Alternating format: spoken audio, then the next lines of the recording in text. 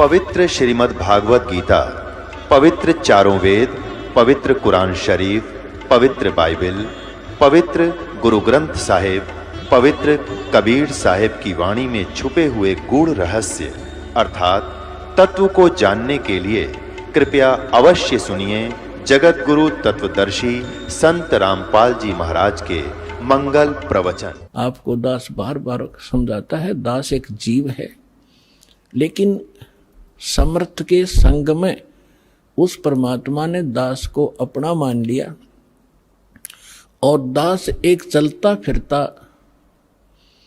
Power house है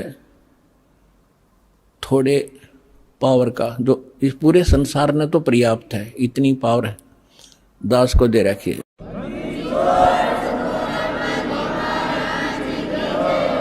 पूरे विश्व को इंक्लूडिंग ब्रह्मा विष्णु महेश तक को इस दास के पास तो मालिक ने, क्योंकि ये ऊपर से आ रही है पावर। अब जहाँ कोई पावर हाउस है बरवाला में, वो पावर हाउस से खोखा है और उसका कनेक्शन थर्मल प्लांट से है, जहाँ बिजली दिन रात बनती ही रहती है, वहाँ एंड होता ही नहीं। और इसकी अपनी अक्षमता है, ये बरवाला के लिए पर्याप्त है। तो इसी, लेकिन वो लाइट आ रही है वहाँ से, अगर यहाँ इसको जरूरत ज़्यादा बढ़ेगी तो इसकी अक्षमता भी बढ़ जाएगी, लेकिन लाइट आ रही है पीछे से ही।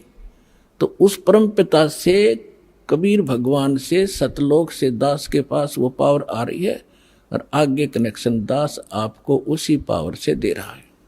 अब क्या बताते हैं, कबीर जिव्या तो वाहे भली, जो रटे हरि नाम, नहीं तो काट के फेंक दियो, यो मुख में भलो ना चाम। परमात्मा के नाम के जाप की कितनी महिमा बता रहे परमात्मा।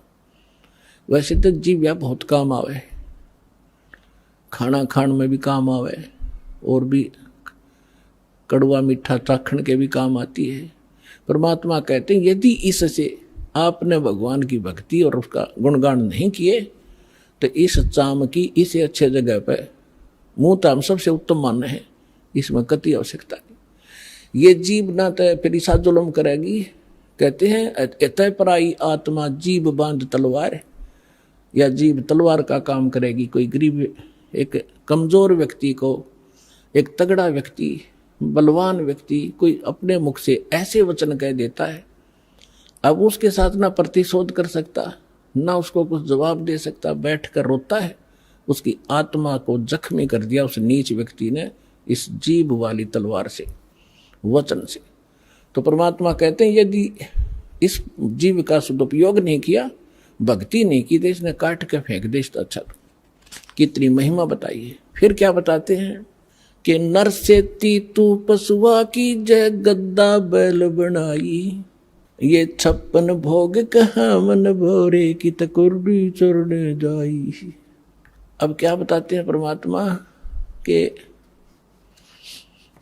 फिर पीछे तू पशुआ कीजे, डीजे बैल बनाए, 4 पहर जंगल में डोले तो ना पेट भराए, सर पर सींग दिए मन बोरे, धूम तुम मच्छर उड़ावे, कंधे जुआ जोते कुआ, फिर कोंडों का वो सिखावे, फिर पीछे तू खर की जगह कुरडी चरने जावे, टूटी कमर पजावे, चढ़े तेरा कागा मां से गिलावे।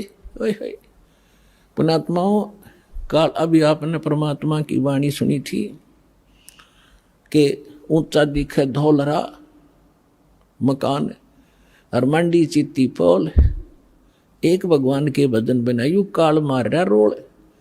अब मनुष्य जीवन दिया है, जैसे विद्यार्थी हो तो माता पिता उसको पूरी सुविधा देंगे, वो निकम्मा वहाँ पढ़ता है ना पढ़ता है, वो उसके आगे बाद में रिजल्ट आएगा जब वो पास फेल होगा। तो इसी प्रकार आप विद्यार्थी हो, मनुष्य जीवन मिला है, भगवान वाले स्कूल के लिए आपको ड्रेस भी न्यारी मिली है। तो इसमें आप यदि सत भक्ति नहीं करते हो तो फिर आपके साथ के बीतेगी। कहते हैं फिर पीछे तू पशुआ कीजे, दीजे बैल बना। ओए तो अब हम समय पर भोजन खाते हैं। आप देखते हो यहाँ सतलोक आश्रम बरवाला में, वैसे तो आम जगह उपलब्ध है आजकल, कहीं बाहर जा रहे हो भाई, चाय पी लेते हैं, रोक गाड़ी, चाय पी ली, प्यास लग गया जो पानी पी लिया, भूख लगी रोटी खा ली, दिल करा मिठाई, कभी फल फ्रूट, खूब ठाटते खा रहे हो, खाओ, क्योंकि आप विद्यार्थी हो, माता पिता ने आपको ये सुविधा दे रखी है, इतना जेब खर्च आपको दे के भेज रखे है। यदि आप वो शिक्षा नहीं ग्रहण करोगे, यानी भक्ति नहीं करोगे, तो फिर क्या बनोगे? मजदूर बनोगे। आपके बच्चे वहां रेत में लेट रहे होंगे, आप कस्सी से मिट्टी खोद रहे होंगे, तन पर कपड़ा नहीं, समय पर टूक नहीं होगा, जो विद्यार्थी पढ़ते नहीं। तो इसी प्रकार जो इस पढ़ाई को नहीं पढ़ेंगे, क्योंकि पूरा विश्व के वो मानव शरीरधारी प्राणी विद्यार्थी है, तो उससे क्या होगा? नर से ती तू फिर पीछे तू पशुआ कीजे, दीजे बैल बना, और 4 पहर जंगल में डोले तरा तो नहीं उधर बरे। अब तो जब इच्छा हो खाओ पियो, ठीक है खा लो, लेकिन वो जो काम था वो भूल गए कति।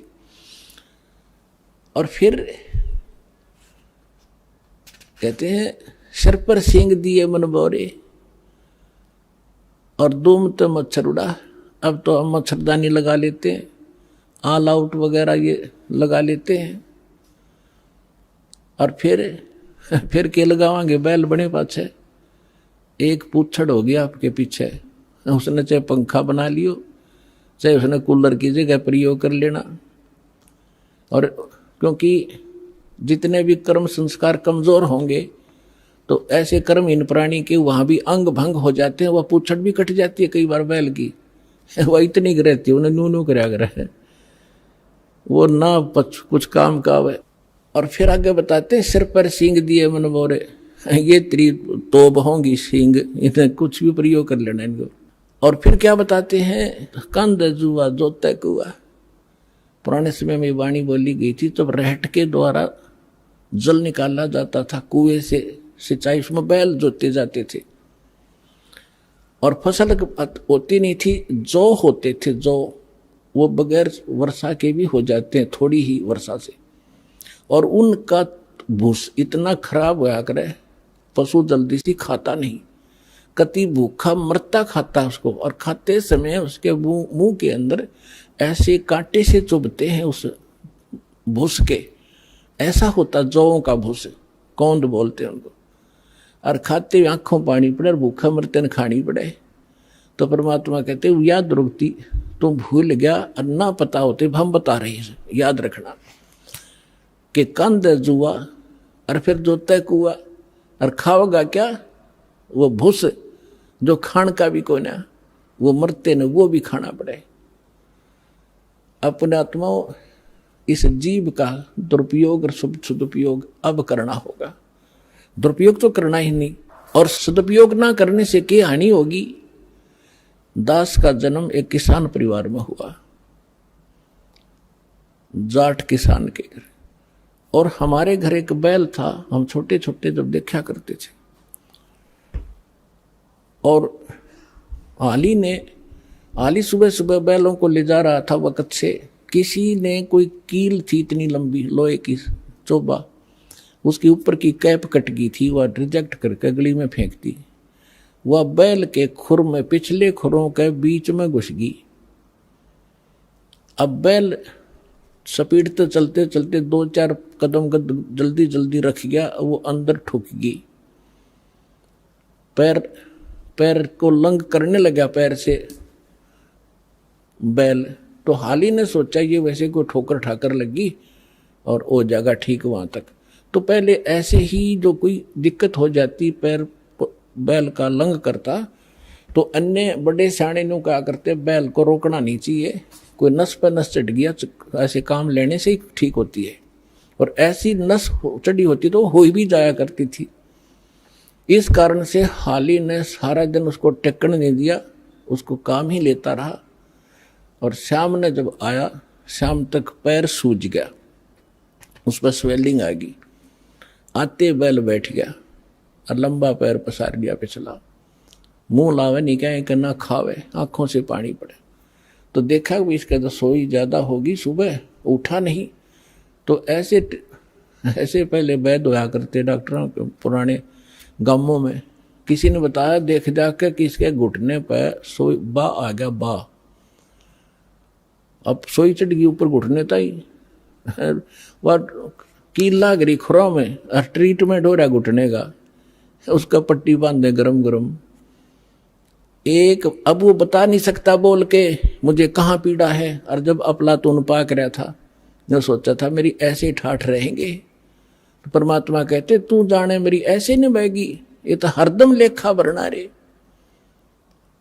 तो 1 महीने 20 दिन के बाद वो पैर पक्या, वह कील वाला स्थान जो नीचे खुरों में था। अब खुरों में भी हाथ उच मार के देख लिया, उसमें कुछ ऐसी विशेष चीज उसमें दिखी नहीं ना, वह बाहर वो तो अंदर घुस चुकी थी सारी, पत्थर कांकर लायक के। 1 महीने के 20 दिन के बाद वो पक्या, पक के उसमें रेसा निकलने लगा। जब देखा घर वालों नृत्य रहेगी तो भाई यहाँ समस्या है। फिर कोई बुलाया से ही, वो चमटी सी ले रहा था नकचुंडी, उसने उसको करेल करेल को कील निकाली बाहर, वो तरेगी इतनी लंबी। तब वो बैल पुनः ठीक हुआ। तो पुण्यात्माओं उस दिन के बाद दास का ऐसा झटका लग गया, वो बात फिर बाद याद आने लगी। जब मालिक की वाणी पढ़ने लगे रोंगटे खड़े हो जाते हैं। अब वो ये नहीं बता पा रहा, इस जुबान से जीभ का प्रयोग नहीं कर पा रहा मुझे कहाँ दर्द है और कितनी झेली उसने उस संकट को। तो यहाँ परमात्मा कहते हैं सुखदेव ने 84 भुगती बना पजावे खरवो, तेरी क्या बुनियाद पुरानी तू पेंडा पंथ पकड़वो हो। ये सूक्ष्म वेद है, इसकी एक एक पंक्ति का एक न्यारा न्यारा अलग अलग अर्थ बनता है। अब क्या बताते हैं कि सुखदेव एक ऋषि हुए हैं, महर्षि। उन्होंने भी 84 लाख योनियों का कष्ट भोगना पड़ा और बना पजावे खरवो, वो कुम्हार के पुजावे पर गधे की योनि उसने भी भोगी। एक समय सुखदेव जी जब उसकी दिव्य दृष्टि काम करने लगी, पीछे आगे का उसको पता लगा, तब वो खुद बता रहे थे कि एक बार में बड़ी साधनाएं की, स्वर्ग भी गया, राजा भी बना, और फिर एक समय में गधे की योनि भोग रहा था। अंधा हो गया, डंडी ने छोड़ दिया, कुमार ने 2 डंडे मारे और कर दिया चलता। मैं चलता चलता एक पगडंडी पर जाता जाता जंगल में पहुंच गया। वहां एक नाला था, इक्का दुक्का व्यक्ति वहां से आता जाता था। उस नाले के निकट जाकर मैंने सोचा जंप लगा ले, उसका मुंह फंस गया, आगे मुंह टिक गया, गर्दन और पीछे से कमर फंस गई, उसमें फेट हो गया, पुड़ी बन गया और पैर लटके नीचे। अब वहां किसी ने मुझे निकाला नहीं, क्योंकि सारा दिन में एक आध व्यक्ति जा उस रास्ते से, मेरी पुड़ी बना ली। 1 हफ्ता 10 दिन में भुगत का मेरा भूखा और प्यासा। अब मुझे वो सीन दिखाई देता है, मैं उठकर बैठ जाता हूं, अपनी भक्ति करता हूं। तो यहाँ परमात्मा कहते हैं सुखदेव ने 84 भक्ति, वो साधना करते करते सुखदेव जैसे ऋषि जो साधना तुम कर रहे थे जिन भगवानों की, उन पूजाओं को करते करते सुखदेव जैसे महर्षि भी 84 लाख योनियों में कष्ट उठा रहे हैं। और आपकी क्या अवकात है, तेरी क्या बुनियाद पुरानी।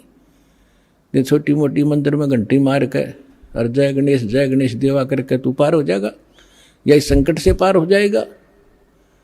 तो पेंडा पंथ पकड़े, वो पेंडा यानी मार्ग, पैडा वे ऑफ वर्शिप, पूजा का वो मार्ग, वो रास्ता ग्रहण कर। कौन सा? जो हम बताने आए, जिससे तेरा यहाँ भी सुख हो और परलोक भी सुधरे। तो पुण्यात्माओं प्रसंग चला था कि हम परमात्मा से डर कर रहें और उस परमात्मा पर विश्वास करें। और उसने हमें ये सिखाना चाहते हैं कि तुम भगवान पर विश्वासी बनो। अभी आपने परमात्मा के भोग के समय परमात्मा की वाणी सुनी थी, मोकू का ढूंढे रे बंदे मैं तो तेरे पास में। सब कुछ नकारा करके क्या बताया है, कहे कबीर सुनो भी साधो, मैं तो हूं विश्वास में। यदि आपको यह विश्वास हो गया Kabir is God, Kabir is supreme God, तो राहत भगवान देगा। और जो आपके मन में शंका संशय रहेगी तो मालिक सहारा दे नहीं पाओगा। आप केवल वर्क डन ही प्राप्त करोगे।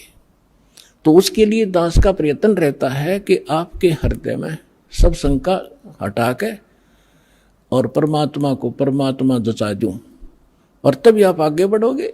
जब आपको विश्वास होगा कबीर इज गॉड, इसलिए रह रह कर ये सत्संग सुनाए जाते हैं, प्रमाण दिखाए जाते हैं, ताकि आपकी शंका जड़ कति मूल से नष्ट हो जाए, और फिर कबीर साहब रह जाएगा।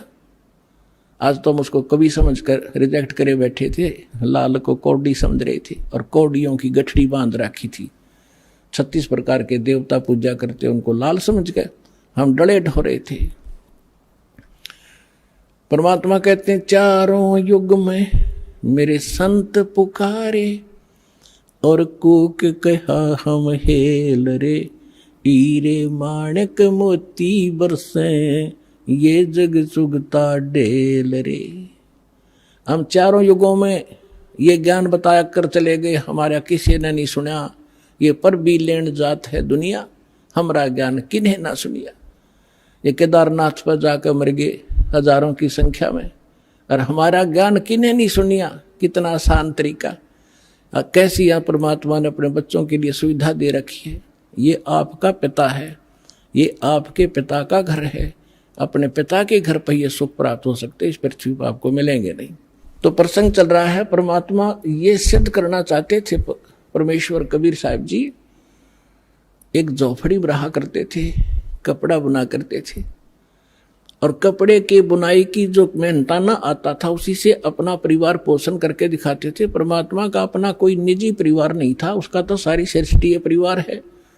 उनका पत्नी नहीं थी, 2 बच्चे आपको बताया था, सत्संग में बहुत बार बताता है दास। लड़का एक लड़की, किसी की फड़क निकालने के लिए वह जीवित करे थे, और वो बच्चे फिर अपने बेटा बेटी रूप में रखे थे। 2 माता पिता थे, मुंह बोले, जन्म नहीं था उनसे मालिक का, वो निसंतान थे। कमल के फूल पर परमात्मा सतलोक से आकर विराजमान हुए थे, एक शिशु रूप धारण करके वहां से उठा ले गए थे। तो वो सब जब युवा लीला करते हुए युवा हुए तो दुल्हे का काम करने लगे, धारण कहलाए। परमात्मा कहते मात पिता मेरे कुछ नाही, ना मेरे गरदासी, हर दुल्हे का पुत्र आण को आया, जगत करे मेरी ऐसी। तो परमात्मा उस समय ये ज्ञान दिया करते थे, और साथ में ये एक रिहर्सल, एक एग्जाम्पल कोड करके चले गए कि संसार में मेरे तो निर्धन कोई नहीं हो सकता, और निर्धन होकर भी नीत साबित रखे। जैसे दास ने बताया था कि आपको यहां बुलाने का उद्देश्य है कि आपको सब क्रियाओं से परिचित कराऊं, परमात्मा के लाभ को प्राप्त लेने की विधि आपके हृदय में जचाऊं, ताकि आपकी नीत साबित हो, दान करने की नीत बने। और धर्म दान करे बिना उभर नहीं सकते आप। जैसे दास ने कहा था कि किसान ने फसल भी बो दी, बीज बो दिया, और खाद पानी डालिया नहीं, तो सफल नहीं हो सकता। ओनली केवल मंत्र देण मात्र से आप सफल नहीं होगे। इसमें खाद पानी है, ये तो बीज है, मंत्र जो तीनों मंत्र है, और इसमें ये 5 यज्ञ समझो खाद पानी है। तो ये प्रॉपर डालने पड़ेंगे, जैसे दास आपको गाइडलाइन बताता है परमात्मा की बताई हुई, तब आपकी भक्ति रूपी फसल पूरी होगी। तो उसके लिए परमात्मा भी यही क्रिया कराया करते हैं। जितना मेहनताना मिलता अपने निर्वाह के योग्य रख के बाकी को भंडारा धर्म में लगा दिया करते थे। कहीं सत्संग करने लग जाते, वहां भंडारा कर देते थे। अब परमात्मा साथ साथ एक तत्वदर्शी संत की भूमिका भी कराया करें, वो उनके विधान में है, उनकी लीला में है। तो ये ज्ञान सुनाया करते थे। जो दास आपको बता रहा है कि 3 देव की जो करते भक्ति, उनकी को दे ना हो वह मुक्ति। जो भक्ति करते नहीं वो अपना जीवन नाश कर रहे हैं, और जो शास्त्र विरुद्ध साधना कर रहे हैं ब्रह्मा विष्णु महेश तक की, वो भी अपना जीवन नाश कर रहे हैं। ब्रह्म तक की साधना करने वाले भी अपना जीवन नाश करें। केवल परम अक्षर ब्रह्म, उस पूर्ण परमात्मा की भक्ति से मोक्ष होता है। तो इसलिए परमात्मा कहा करते थे, जिस कारण से हमारे धर्मगुरु हिंदू और मुसलमानों के दोनों नाराज हो गए। उन्होंने हर तरह से ज्ञान से भी पराजित कर दिया दाता ने उनको। उन्होंने उनके साथ जुल्म ढाए कर उनसे मरे नहीं, हार कर वो थक गए। उन्होंने क्या स्कीम बनाई, उससे पहले सिकंदर लोधी उनका शेष हो चुका था, दिल्ली का सम्राट। उन्होंने क्या स्कीम बनाई कि एक बार सब ने इकट्ठा होकर कि इसकी बेइज्जती कर दो, वैसे तो काबू आ नहीं रहा, यहां से भाग जा काशी से, किसी तरह हमारा पीछा छूटा है, हमारी तो रोजी रोटी बंद करवा दी इसने। तो उन्होंने झूठी चिट्ठियां डाल दी सब आश्रम वालों के पास कि अभी कबीर नाम का एक व्यक्ति है, सेठ है, और वो काशी में रहता है इस कॉलोनी में, और ऐसे ऐसे 3 दिन तक भंडारा करेगा, सब आमंत्रित हैं। और साथ में एक और लिख दिया कि 1 असरफी यानी 10 ग्राम सोना, और साथ में एक दोहर यानी बहुत बढ़िया कंबल टाइप होता था, पहले दौर बोले आते उससे, वो प्रत्येक खाने के बाद दक्षिणा में दी जाएगी। तो ये साधु संत बेचारे इसे पेट भर होया करते। इन सब चेले श्रृंगार लिए, चलो लुल्ला लंगड़ा था बिठा लिया गया आश्रम में जो बैठा था अंधा काना कि सारे चलो, प्रत्येक खाने के बाद 1 असरफी मिल लेगी, 1 दौर मिल लेगी, और वह अपने जो उनका हेड मुखिया उसके पास जमा होती, फिर वो चीज से उसको देते और बढ़िया भोजन मिलेगा। तो कहते हैं 18 लाख आदमी आगे, ये साधु संत फकीर सारे गिरी पुरी सब मंडलेश्वर। अब सुबह सुबह रविदास जी और कबीर साहब तकरीबन इकट्ठे रहते थे सारा दिन लगभग। तो सुबह सुबह रविदास जी घर से उठे, देखा बाहर मेला भर रहा, भाई पूछा कहाँ से आई हो तुम, कौन हो, क्या फंक्शन है आज तुम्हारा इकट्ठा होने का। तो वो बाबा लोग कहते हैं कि काशी वाले तुम कौन सी दुनिया में रहते हो, तुम्हें पता नहीं, हम इतनी दूर से आ गए कि यहाँ कबीर नाम का कोई सेठ है, और ऐसी उस कॉलोनी में रहता, दुलाहों वाली कॉलोनी के पास, नीरू का पुत्र है। उसमें पूरी डिटेल बता रहा कि कितने ब्रह्म रह जा किसी गए, और उसने ये भंडारा कर रखा है 3 दिन का, और साथ में ऐसा ऐसा लिखा है, और तुमको पता नहीं बनारस में। अब रविदास जी तो समझ गए कि ये किसी ढीठ आदमी की बकवाद है, और आज तो नाश पीट दिया इसने, दुनिया आ गई निरी। रविदास जी पहुंचे परमात्मा वाली झोपड़ी में और कहने लगे महाराज जी आज तो नाश हो गया, काशी छूटेगी।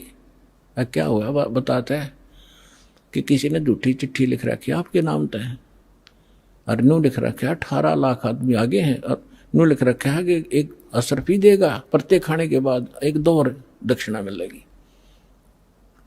इस लालच में गिनती नहीं होती, इतने आ रहे हैं। परमात्मा बोले रविदास एक कुंडी लाले भीतर थे और बैठ जा, आप वहां जावाएं को नहीं, आप चले जाएंगे टक्कर मार के। रविदास जी बैठ के ने बोला भक्ति करे, आपत्ति में भगवान याद करना चाहिए, मैं भी माला जपू, तो भी बैठ जाए, आप भी बैठो। अब परमात्मा वहां बैठे, रविदास जी ने देखे ये माला जप है, और परमात्मा पहुंचे सतलोक में। वहां से फोन कर दिया कि मां रहा हूं, तैयार करो फटाफट। सतलोक से उन्हीं आत्माओं से 9 लाख तो बैल बनाए, और उनके ऊपर बना बना भोजन, जलेबी, कचौड़ी, पकौड़ी, हलवे, पूरी, वहां तो सदा नौका नूर है बना बनाया, और लाद के 1 सेकंड में पहुंच गए वहां। गंगा के परले पास से खड़े हो गया आके, दुख खुदड़ो तुम बोल, और फिर गंगा से आगे आना था। वह गंगा इतनी फुल स्विम पर चल रही थी, एकदम पानी 1.5 फुट हो गया। दुनिया देखा रहा इतनी एकदम डाउनफॉल, गंगा में पहली बार देख रहे हम, जल नीचे उतर गया।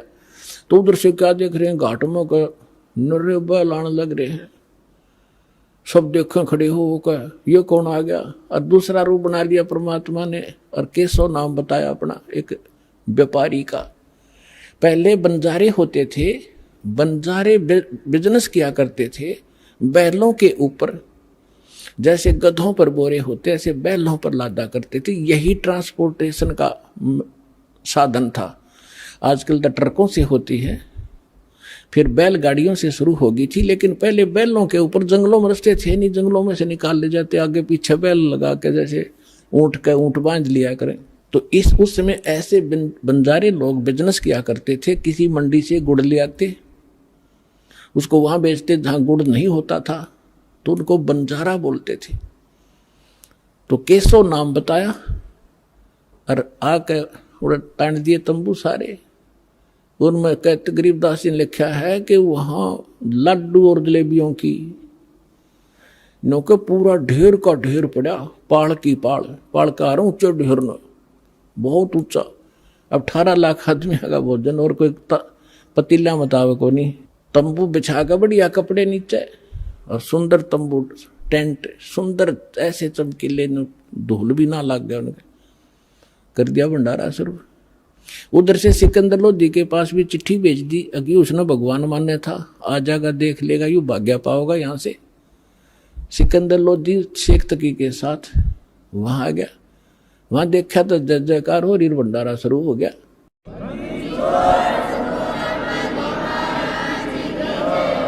शेख तकी की तमाशी मर गई, पेट पकड़ के बैठ गया। उतने सोच कहा था कि आज पता लग जाए सिकंदर लोधी ने, इसने अल्लाह कहा करता यू।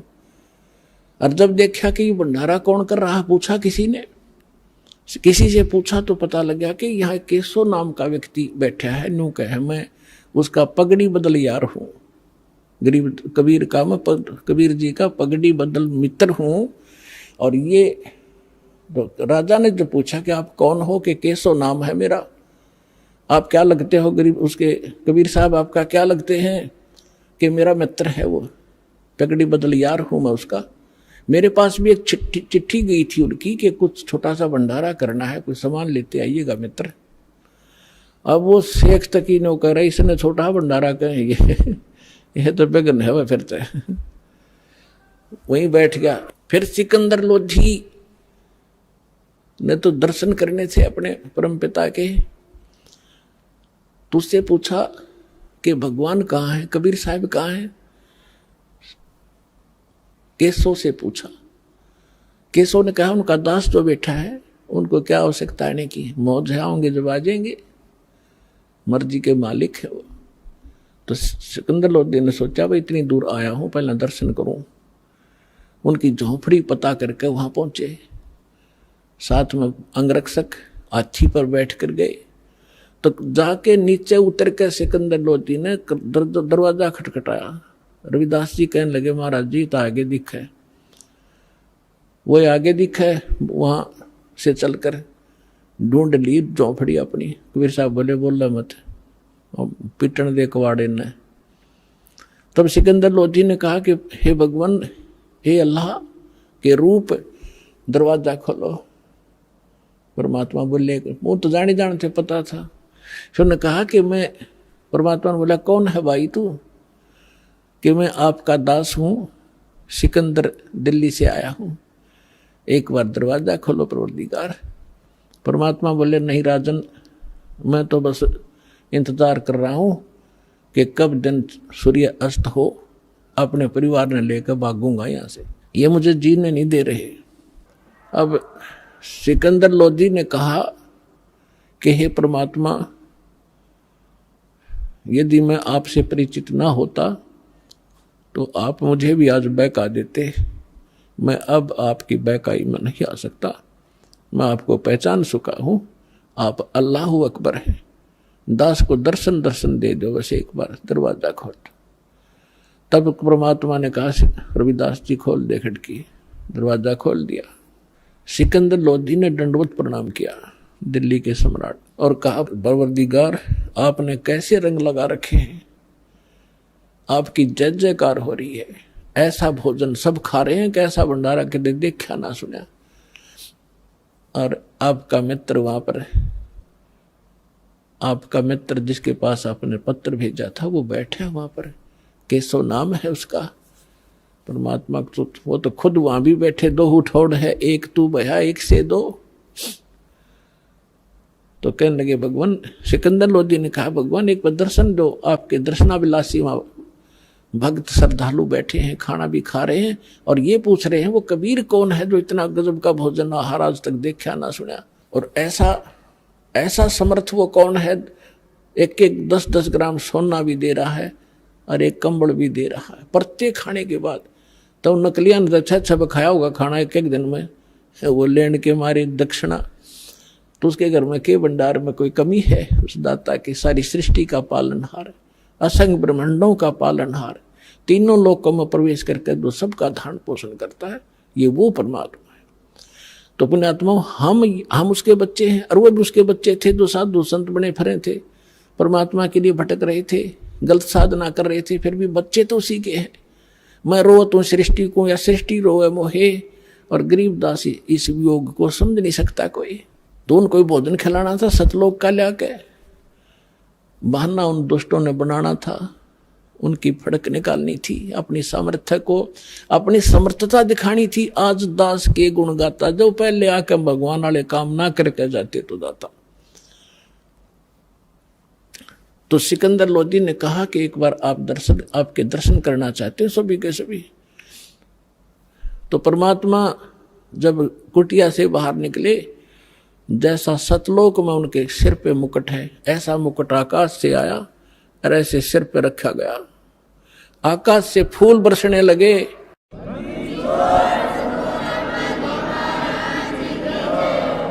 सुंदर मनोहर मुकुट पहन के परमात्मा, और ऊपर से आकाश से फूल बरसने लगे परमात्मा के ऊपर। सिकंदर लोधी ने अपने हाथी पर बैठाया, अपनी अंबारी में, साथ में रविदास जी। कबीर साहब बोले आजा भाई मित्र तो भी। वो और रविदास जी चंवर कर रहे थे पहले। सिकंदर लोधी ने कहा भगत जी आप तो डेली सेवा करते हो, दास को भी दे दो। तो सिकंदर लोधी ने चंवर पकड़ा, जैसे आप देखते हो पाठ के ऊपर बच्चे करते हैं, महापुरुषों पर ऐसा ये चंवर किया जाता है। चंवर का मतलब है जैसे माखी माछर बैठे उस तरह लाया करें, ताकि हाथ कपड़ा मारें तो उसका लाग जाए, मर ना जाए। यानी इतनी नम्रता के कारण उसको चंवर को संत के ऊपर डुलाया जाता है। तो सिकंदर लोधी ने चंवर ले लिया, हाथी पर बैठ कर चल रहे, चारों गेट खोल दिए उस अलमारी के, जो हाथी के ऊपर एक कमरा सा बनाया करते थे।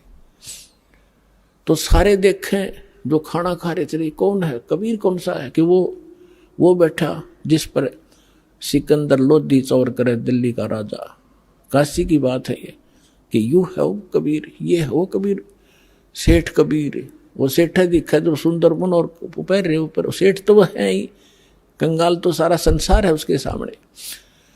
तो जब वहां जाकर उतर के हाथी पर सारे मेले में घूम कर जय जयकार हो रही, जय हो कबीर की, जय हो कबीर जी की। वाह भाई सेठ बड़े मोहन भोजन कराए, बड़े ठाठ हुए, ऐसा सब जय जयकार करें, जो रोटी खा हुए गुण गावे।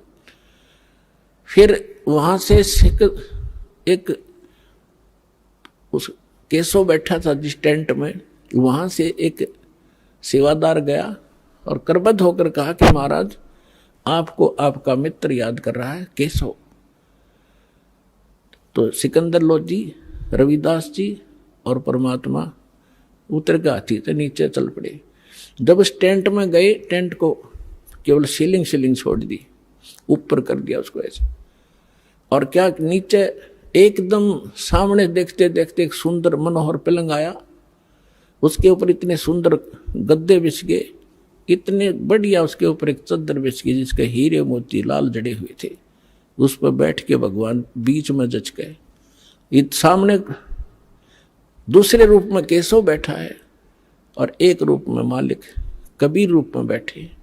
राजा और सब प्रजा नीचे बैठकर सत्संग सुन रही है। कहते हैं परमात्मा ने 24 घंटे तक सत्संग सुनाया उन प्यारी आत्माओं को। अब देखो वो भटक रही थी, साधु संत बन रहे थे, और कारण के बनाया, और 3 दिन का सत्संग परमात्मा ने ढूंढा ठाया। लाखों वो भक्त जो डले ढो रहे थे परमात्मा के शिष्य हुए, और वो फिटे मुंह हुए जो बकवाद करें थे। बोलो सतगुरुदेव।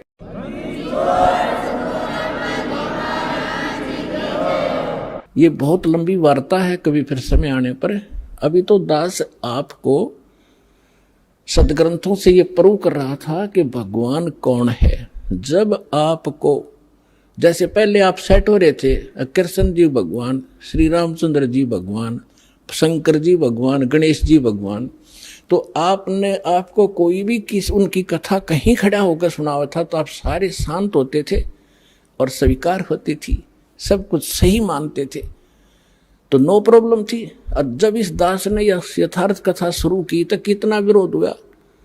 कहता दास जाने या मेरे साथ उस समय से संघर्ष करते हुए आपके भाई बहन चल रहे हैं या वो जानते हैं, आप तक हम कैसे ही संदेश को पहुंचा पाए। जेल तक जाना पड़ा, 36 मुकदमे झूठे कर रखे हमारे ऊपर, लेकिन मालिक साथ है, एक दिन सब फिट्टे मुंह हो जाएंगे और सच्चाई ऊपर आओगी।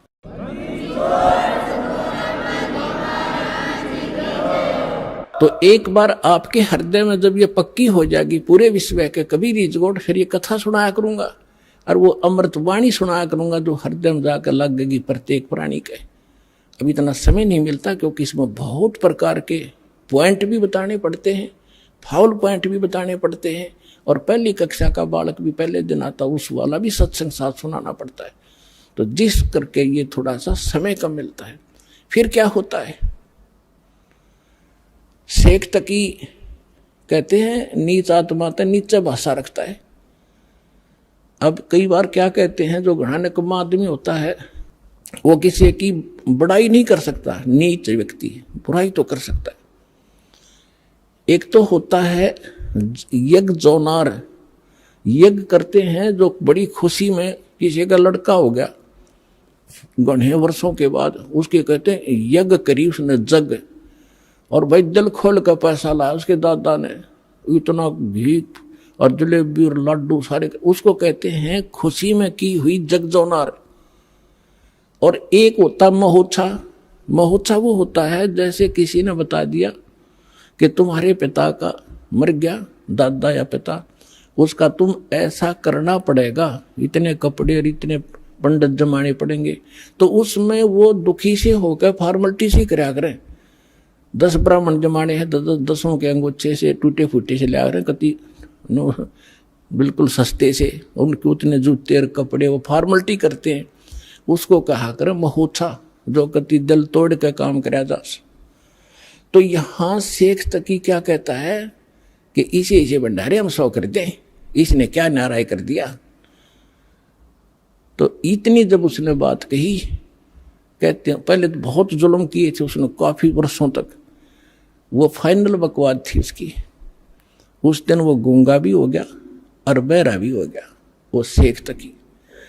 तो यहाँ गरीबदास जी कहते हैं कोई कहे जगजोनार करी और कोई कहे महोत्सा, और बड़े बड़ाई करा करें गाड़ी काटे अच्छा। तो उस समय परमात्मा ने कहा कि भाई ठीक है केशो, धन्यवाद आपका, आपने मेरी इज्जत रखी।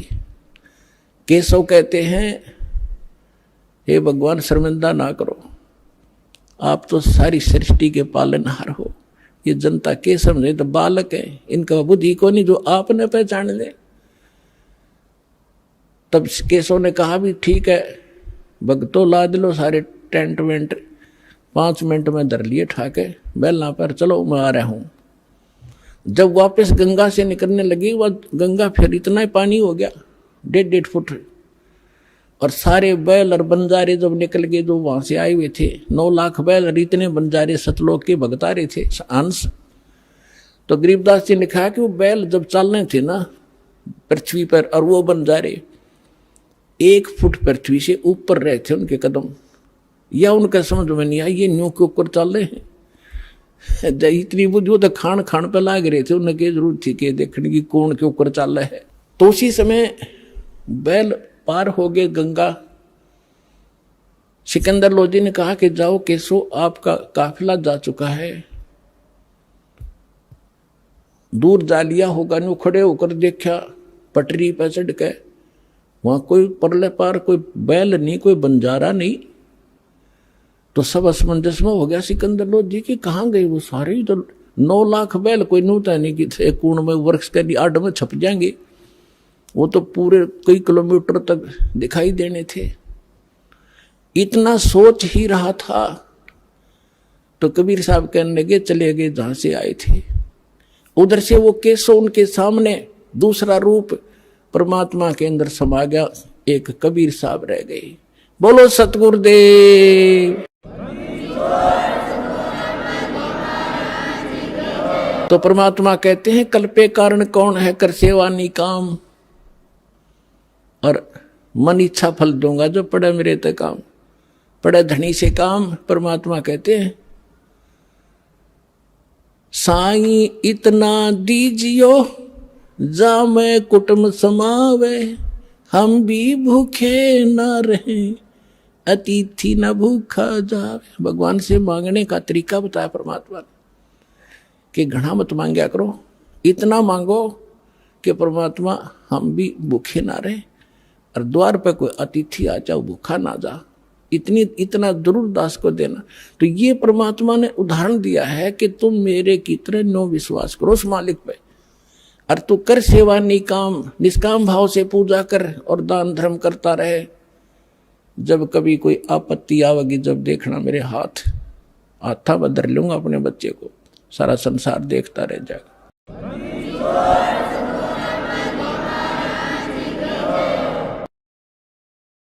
परम पिता परमात्मा पूर्ण ब्रह्म सर्व सृष्टि रचनहार कबीर देव कबीर साहिब जी की असीम रजा से आप सभी पुण्यात्माएं सत्संग सुनने के लिए सतलोक आश्रम बरवाला जिला हिसार हरियाणा के अंदर उपस्थित हुए। भक्ति मुक्ति के दाता सतगुरु ये भटकत प्राणी फिरंदा, उस साहिब के हुक्म बिना नहीं तरवर पात हिलंदा। ये संसार ये भक्तात्माएं मोक्ष मुक्ति के लिए बहुत से स्थानों पर जाते हैं, बहुत से संतों से संपर्क साधते हैं, दीक्षा लेते हैं, उनके विचार ज्ञान सुनते हैं। जिज्ञासु होते हैं और उनको जैसा भी कोई गुरु संत मिलता है, वो जैसा भी ज्ञान उसे बता देता है, वो उसको सत्य मानकर उनके द्वारा दिए गए सभी आध्यात्मिक क्रियाओं को करते रहते हैं। जब तक सतगुरु नहीं मिलते तब तक ये प्राणी मोक्ष प्राप्ति नहीं कर सकते और इस संसार के अंदर भी अपने दैनिक जीवन में भी कोई सुख अनुभव नहीं कर सकते। इसलिए कहा है कि भक्ति मुक्ति के दाता सतगुरु ये भटकत प्राणी फिरंदा, उस साहिब के हुक्म बिना नहीं तरवर पात हिलंदा। भक्ति सतगुरु जी के पास ही होती है और भक्ति सही मिलेगी, सतगुरु पूरा मिलेगा और शेष मर्यादा में रहेगा, भक्ति करेगा तो मोक्ष सुनिश्चित है। इसमें कोई शंका करने की आवश्यकता नहीं। जब तक हमें सतगुरु नहीं मिलते और ये झूठे गुरुओं की से हम दीक्षा भी लेकर के साधना करते रहते, तो हमें परमात्मा से मिलने वाले वो लाभ प्राप्त नहीं होते जिनकी आशा लेकर के हम वहाँ जाते हैं। फिर कुछ दिन वहाँ जाते हैं तो फिर मन में आता है कि कोई लाभ नहीं हो रहा, तो कोई दूसरा व्यक्ति बता देता है कि मैं वहाँ जाता हूँ, वहाँ से ऐसे बहुत से लाभ होते हैं। फिर वो वहाँ जाना शुरू कर देता है, वहाँ से भी कुछ राहत नहीं मिलती है तो फिर वो नास्तिक हो जाता है। ये सोच लेता है कि कोई भगवान नहीं और किसी के पास कोई ज्ञान नहीं, या तो वो उस कष्ट में मर ही जाता है या फिर नास्तिक होकर अपनी ही सूझबूझ से वो धनी होने की चेष्टा करता है, चोरी करने लगता है, रिश्वत लेता है, मिलावट करता है और ज्यादा कर्म बिगाड़ लेता है। तो परमात्मा ने स्वयं आकर के एक सतगुरु की भूमिका की और उन्होंने ये यथार्थ ज्ञान, यथार्थ भक्ति विधि और सभी क्रियाएं बताई और सभी परहेज बताए जो मर्यादाएं हमें रखनी अनिवार्य हैं एक भक्त को, तो वो सभी मर्यादाएं भी परमात्मा ने ही बताई। तो सतगुरु परमात्मा ही होता है या फिर परमात्मा का कृपा पात्र कोई संत विश्व में एकाध ही होता है? वर्तमान में एक ही होता है, विश्व में दो सतगुरु नहीं होते। तो कहने का भाव यह है कि जब परमात्मा सतगुरु की भूमिका करने आए थे सन 1398 से सन 1518 तक काशी शहर के अंदर एक जुलाहे के रूप में, एक सिंपल मैन के रूप में अपना दैनिक कार्य करके दिखाया। एक कृत्रिम परिवार था, कृत्रिम बनावटी। वो कैसा था कि परमात्मा सतलोक के अंदर रहते हैं।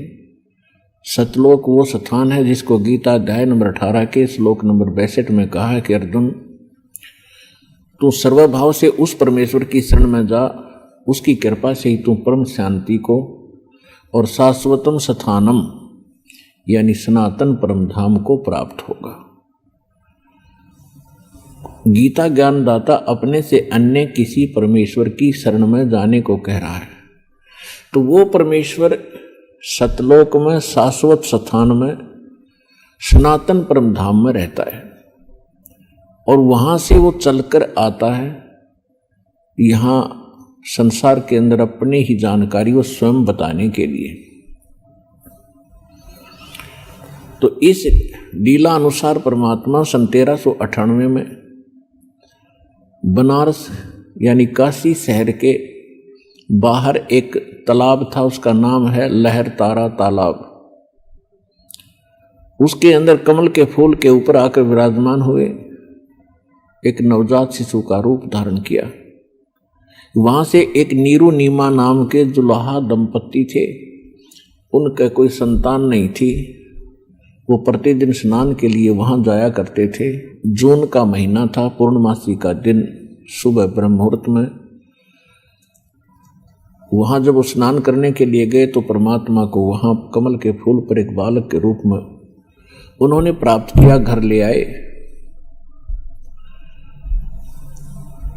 परमात्मा ने 25 दिन तक कुछ भी आहार नहीं किया। माता पिता जो मुंह बोले माता पिता थे, यानी कृत्रिम परिवार था उनका, वो चिंतित हुए। फिर परमेश्वर की कृपा हुई, उनको प्रेरणा हुई और एक कुंवारी गाय लाई गई। कुंवारी गाय ने दूध दिया। उस कुंवारी गाय का दूध परमात्मा पिया करते थे बालक रूप में।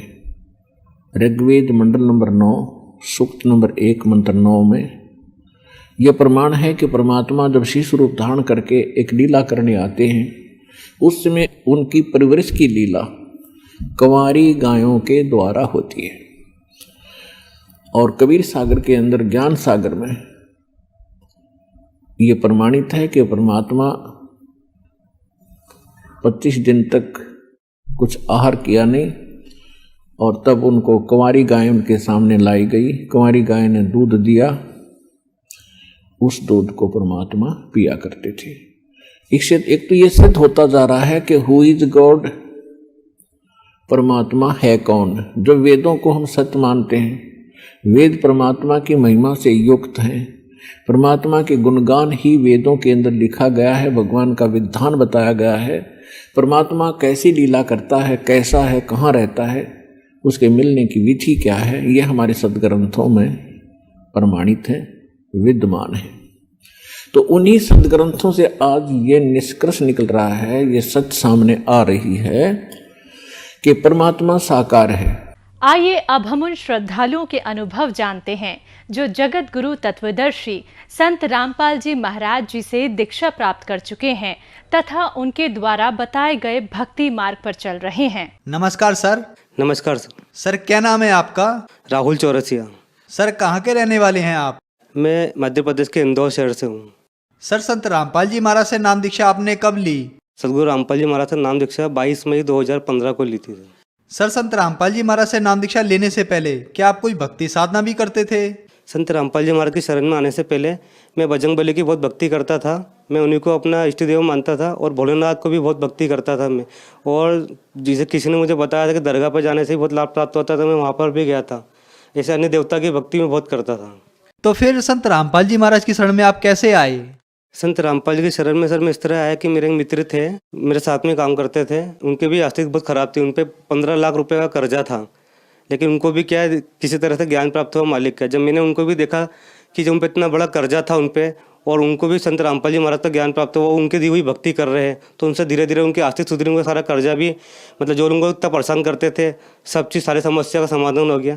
तो मुझे लगा कि नहीं, अपन जो भक्ति कर रहे हैं वो शास्त्र के अनुसार नहीं जो उन्होंने बताई थी। मुझे उन्होंने किताब दी थी ज्ञान गंगा पुस्तक पढ़ने के बाद मुझे मालूम पड़ा कि हम जो भक्ति साधना कर रहे हैं वो शास्त्रों के अनुसार नहीं है। मैंने वो पुस्तक ज्ञान गंगा पढ़ी और उन्होंने बताया था कि संत रामपाल जी की सत्संग सुनिए। जब मैंने संत रामपाल जी महाराज का सत्संग सुना, सत्संग सुनने के बाद मुझे लगा कि ये बिल्कुल सही भक्ति बताई उन्होंने, सारे प्रमाण दिए। क्योंकि बताया गया कि वो भगवान जो अविनाशी है, जिसका विनाश नहीं होता, जो सशरीरी है। अगर हम सशरीरी तो हमारा को पैदा करने वाला पिता भी सशरीर होना चाहिए। इसमें हमको प्रमाण मिला। संत रामपाल जी महाराज ने चारों वेदों में बताया कि कबीर ही भगवान है। उन्होंने कुरान शरीफ को खोल के बताया, सूरत बुरगानी 25 की आयत 52-59 में बताया कि वो अल्लाह कबीर है। उसके बाद संत रामपाल जी महाराज ने बताया, बाइबल में भी प्रमाण दिया, जिन्होंने 6 दिन में सृष्टि रची वो सशरीरी भगवान वो कबीर है। उसके बाद गुरु ग्रंथ साहिब बताया। ऐसे सारे सदग्रंथों में जब हमने देखा तो मुझे पूरा विश्वास हुआ कि यही सत भक्ति है।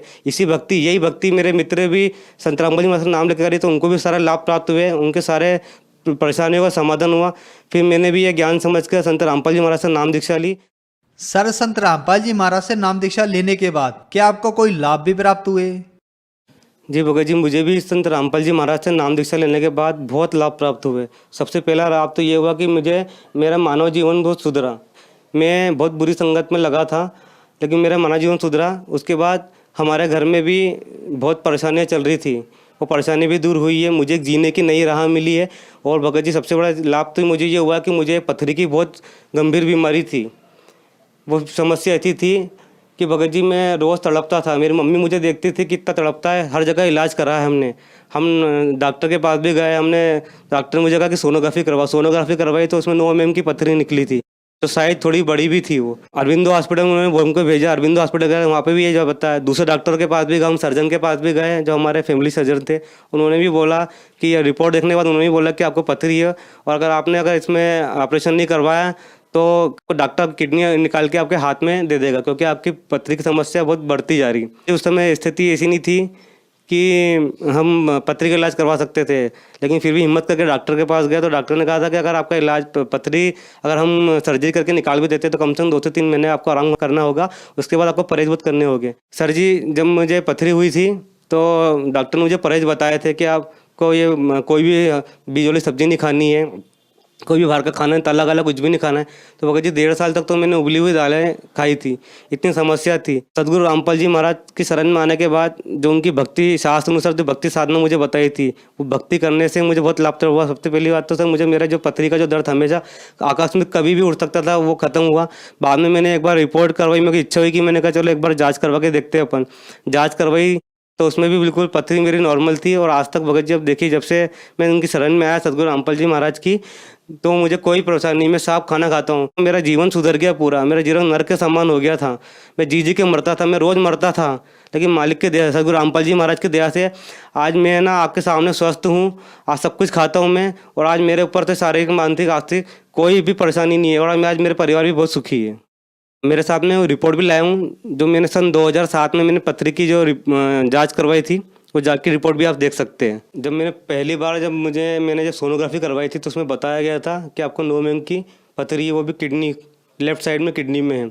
और अगर ऑपरेशन नहीं करवाया तो आपकी किडनी कभी भी निकाल दी जाएगी, क्योंकि वो पथरी धीरे धीरे अंदर बढ़ती जा रही है। सदगुरु संत रामपाल जी महाराज के शरण में आने के बाद मैं जो उनकी दी हुई शास्त्र अनुसार भक्ति कर रहा था। शास्त्र के अनुसार जो साधना उन्होंने बताई थी वो मैं भक्ति कर रहा था। भक्ति करते करते मेरी किडनी, उसकी जो पथरी की समस्या थी वो भी दूर हुई। आज मैं बिल्कुल स्वस्थ हूँ, सब कुछ खाता हूँ, पीता हूँ, सारे काम करता हूँ मैं। मुझे किसी तरह की कोई समस्या नहीं हुई। और दूसरा लाभ ये प्राप्त हुआ था कि कुछ समय पहले अभी मेरा इंदौर में एक एक्सीडेंट हुआ था। मैं गाड़ी से जा रहा था अचानक ही एक लड़की स्पीड में आई एक्टिवा गाड़ी से और सीधे मुझे पड़ गई। 2 मिनट के लिए सर मुझे बिल्कुल होश नहीं आया था। और सबसे बड़ी चीज़ तो ये है कि मेरे पीछे जो मेरे सर गाड़ी पे बैठे थे वो पूरे एक्सीडेंटल थे, उनकी पूरी बॉडी में स्टैंड डले हुए थे। और जैसे ही मैं उठा तो मेरे को सबसे बड़े उठते से मेरे को ये फिक्र थी कि मेरे सर को क्या हुआ होगा। जब मैंने देखा उठ के तो सर आराम से खड़े हो फ़ोन पे बात कर रहे, तो मेरे को मालिक का बहुत धन्यवाद बनाया। सबसे पहली बात तो मेरे को एक्सीडेंट हुआ तो मुझे जरा सी खरोच भी नहीं आई थी। वो जो लड़की मेरे से ठुकाई थी उसको भी खरोच नहीं आई बिल्कुल भी। और जो मेरे सर मेरे पीछे गाड़ी में बैठे थे जो पूरे एक्सीडेंटल थे, उनकी पूरी बॉडी में ऑपरेशन हुआ था, पूरी बॉडी में उनके स्टैंड डले हुए थे, उनको भी कोई हानि नहीं हुई। तो मैं बहुत बहुत धन्यवाद देता हूँ संत रामपाल जी महाराज का कि उनके द्वारा ही मेरा इतनी बड़ी समस्या, मतलब मेरा समझो कि मेरा नया जीवन हुआ। नहीं तो उस समय मेरी मौत निश्चित थी। और आज मेरे माँ बाप है ना मुझे देख नहीं पाते, लेकिन मालिक सदगुरु रामपाल जी महाराज की दया से इतना बड़ा लाभ प्राप्त हुआ कि मेरा नया जीवन में ना। और सर जी मुझे दूसरा लाभ प्राप्त ये हुआ है कि मेरी मम्मी को क्या है, शुगर की प्रॉब्लम थी। धीरे धीरे शुगर अंदर बढ़ गई। एक बार मेरी मम्मी, हम शादी में गए हुए थे बाहर, तो वहाँ पे अचानक एकदम शुगर बढ़ गई थी। हम वहाँ से जब रास्ते में इंदौर आते आते ट्रेन में बहुत भयंकर शुगर बढ़ गई थी। उनको यहाँ आते थे भर्ती कराना पड़ा। भर्ती कराने के बाद उनको 3-4 दिन भर्ती कराने के बाद भी सर उनको सबसे बड़ी चीज़ तो ये थी कि उस समय हमारी इतनी वो स्थिति अच्छी नहीं थी कि हम इतना वो अफोर्ड कर सकते हैं। लेकिन संत रामपाल जी महाराज ने जो भक्ति बताई वो करते करते ही हॉस्पिटल में था, वहाँ पे भी मालिक को रोज़ याद करता था। सदगुरु जी रामपाल जी महाराज को रोज़ याद करता था कि हम मालिक आप इस समस्या से मुक्ति बनाओ। मैं तो 2 कौड़ी का जीव हूँ, मेरे पास तो कुछ भी नहीं है मालिक, मेरे पास जो भी कर सकते हो आप ही कर सकते हैं। लेकिन संत रामपाल जी महाराज की दया से आज मेरी मम्मी बिल्कुल स्वस्थ है और उनको शुगर की वजह से कोई प्रॉब्लम नहीं है। सिर्फ नॉर्मली जरा से गोली दवाई खाते जो रेगुलर होती है, बाकी कोई समस्या नहीं उनको। उनकी शुगर बिल्कुल हमेशा नॉर्मल रहती है और बिल्कुल स्वस्थ है वो। सर जी मुझे एक लाभ और प्राप्त हुआ था कि अचानक एक दिन मेरे पापा को हार्ट की प्रॉब्लम हुई थी, सीने में दर्द हो रहा था, तो उनको भर्ती किया गया था अस्पताल में। उस समय भी मैं बाहर था, मैं कहीं बाहर काम से गया हुआ था। वहाँ मुझे बताया गया कि उनको भर्ती करना पड़ेगा। मैंने वही सदगुरु रामपाल जी महाराज से मैंने प्रार्थना करी कि हे गुरुजी मैं तो यहाँ हुई नहीं। और वहाँ पे भी मेरे पापा को ऐसा अटैक आया। और दूसरी चीज़ थी कि भगत जी उस समय ऐसी कोई व्यवस्था भी नहीं थी पैसों की भी, तो मेरे को बहुत फिक्र हो रही थी। लेकिन मैंने सदगुरु रामपाल जी महाराज से वहीं से मैंने प्रार्थना करी, मैं दंडवत प्रणाम करके मैंने प्रार्थना करी कि हे गुरुजी अब आप ही दया करना। जैसे ही मैं इंदौर पहुँचा तो यहाँ पे पापा भर्ती थे और हमारे पास कोई पैसे की व्यवस्था नहीं थी और हम सिर्फ इलाज करने गए थे। लेकिन डॉक्टर ने ऑपरेशन का बताया था। ऑपरेशन भी था कि हार्ट में ब्लॉकेज थे और स्टेंट डालना था उनको। उस समय मैं बहुत डर गया था उस समय। लेकिन सर रामपाल जी महाराज की इतनी दया हुई कि वो उनका जो मेजर ऑपरेशन था वो नॉर्मल ऑपरेशन हुआ। सिर्फ हल्का था कि छोटा सा स्टेंट डाला। उसके बाद हमारे को पैसे की व्यवस्था नहीं थी, पैसे की व्यवस्था भी हो गई। सदगुरु रामपाल जी महाराज ने खूब दया करी और नॉर्मल आप घर आ गए। मेरे पापा भी अभी स्वस्थ है बिल्कुल। और सदगुरु रामपाल जी महाराज की बहुत दया हुई हमारे पे। सर संत रामपाल जी महाराज से नाम दीक्षा लेने के बाद आपको बहुत सारे लाभ प्राप्त हुए, आपकी आर्थिक स्थिति ठीक हुई। तो जो समाज आज आपको देख रहा है, आप उन्हें क्या संदेश देना चाह रहे हैं? संदेश तो मैं क्या दूँ, मैं तो 2 कौड़ी का जीव हूँ। मैं तो सभी मेरे भगत भाई माता बहनों सबसे मैं यही प्रार्थना करूँगा कि ये मानव जन्म दुर्लभ है, ये मिले ना बारंबार। और तरवर से पत्ता टूट गया ये भौर न लगेगा। ये मानव जन्म बहुत दुर्लभ है। हमको मानव जन्म इसी मिला कि हम सद्भक्ति कर सके। हम 84 लाख योनि भोगने के बाद हमें इंसान की योनि मिली। और सदगुरु रामपाल जी महाराज हमें शास्त्र अनुसार साधना बताते हैं। ये वो साधना है जिसके द्वारा हमारा मानव जीवन सुधरेगा। सदगुरु रामपाल जी महाराज की दी हुई भक्ति करने के बाद हम 84 लाख योनि से बच जाएंगे और हमें सतलोक का मार्ग मिलेगा। सर संत रामपाल जी महाराज की शरण में कैसे आ सकते हैं? सर संत रामपाल जी महाराज से नाम दीक्षा ले सकते हैं। चैनल पे एक सत्संग आता है, सत्संग के नीचे एक पट्टी चलती रहती है, उसमें पट्टी पर नंबर आते हैं। उन्हीं नंबर पे फ़ोन लगा के आप जहाँ पे भी आपके निकटतम सेंटर है वहाँ की जानकारी ले सकते हैं और वहाँ से आप संत रामपाल जी महाराज से नाम दीक्षा ले सकते हैं। धन्यवाद सर। धन्यवाद।